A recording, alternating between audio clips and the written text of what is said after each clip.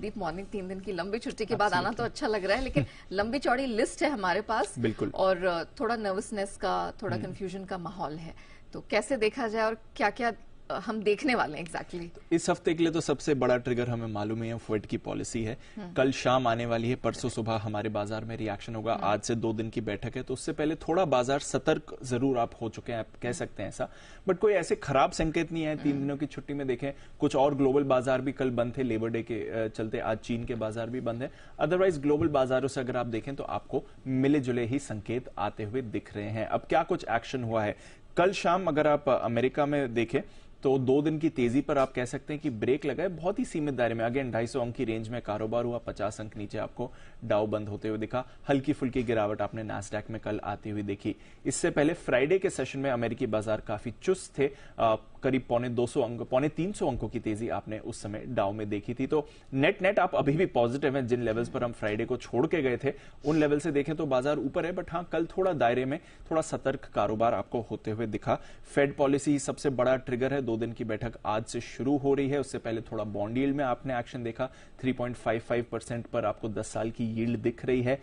93% जानकार, 93% लोग कल 1/4% की बढ़त की उम्मीद कर रहे हैं। तो एक तरह से गिवन ही है कि कल तो रेट हाइक होगा ही, पर उसके बाद क्या पॉज होने वाला है। बाजार का फोकस अब कल की पॉलिसी पर उतना नहीं है, आगे के आउटलुक पर ज्यादा है। तो कल क्या सिग्नल दे सकता है फेड की ये आखिरी रेट हाइक है, पता नहीं, बट उम्मीद बाजार में वही है कि कल एटलीस्ट क्लैरिटी आ जाएगी आगे के रेट हाइक्स को लेकर।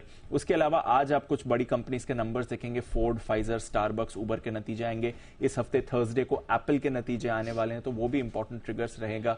जॉब्स डेटा आने वाला है, तो काफी सारी डेटा रहेंगे, क्योंकि महीने की शुरुआत में हम देखते हैं। तो एक्शन पैक्ड हफ्ता तो रहने ही वाला है, बट सबसे बड़ा ट्रिगर फेड की पॉलिसी ही है।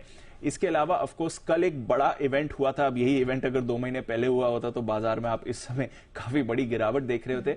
बट तीसरा बैंक है जिसको रेगुलेटर्स ने रेस्क्यू किया है, और ये फर्स्ट रिपब्लिक बैंक है। आपको याद होगा नेहा, पिछले हफ्ते हमने इसके कई बार बात करी थी। इसके जब नंबर्स आए थे, नंबर्स तो बहुत बढ़िया थे, बट उसके बाद 50% ये शेयर टूटा था, क्योंकि डिपॉजिट आउटफ्लो काफी ज्यादा हुआ था।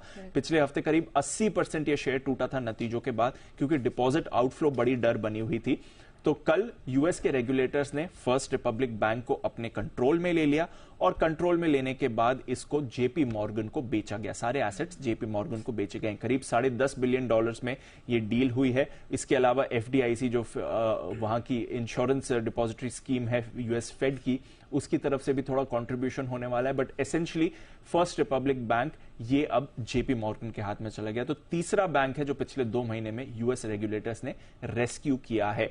बाजार ने इस पर ज्यादा रिएक्शन नहीं दिया। फर्स्ट रिपब्लिक के ऑफकोर्स प्री मार्केट में शेयर गिरे थे, उसके बाद तो अब ये जेपी मॉर्गन के कंट्रोल में आ गया है। जेपी मॉर्गन का शेयर कल 2% ऊपर आपको बंद होते हुए दिखा, और बाकी बैंक शेयर्स में भी ठीक ठाक एक्शन था। सारे डिपॉजिटर्स फर्स्ट रिपब्लिक के सेफ हैं, तो उन्हें चिंता करने की जरूरत नहीं है। एसेंशियली एक quick takeover JP Morgan की तरफ से हो गया है, तो यह भी एक बड़ा फैक्टर है। अब वहीं पर बातचीत चल रही है कि क्या ये आखिरी बैंक था ऐसा जिसमें रेगुलेटरी प्रॉब्लम्स आई थी, या आगे परेशानी हो सकती है, या और भी ऐसे बैंक्स हैं, ये कहना मुश्किल है। बट कल ये रेस्क्यू एक्शन आपने होते हुए देखा। यूरोप में ठीक ठाक कारोबार था, करीब आधे से 1% की बढ़त ही रही। आज वहां पर इन्फ्लेशन डेटा आने वाला है, तो उस पर नजर बनी रहेगी। कमोडिटीज बहुत ही दायरे में है, सुस्त चाल चल रही है। थोड़ा डॉलर इंडेक्स भी उछलकर 102 पर आ गया है, 3 हफ्ते की ऊंचाई पर है, उसकी वजह से थोड़ा प्रेशर है। कच्चा तेल $80 के नीचे है, सोना और चांदी दायरे में है।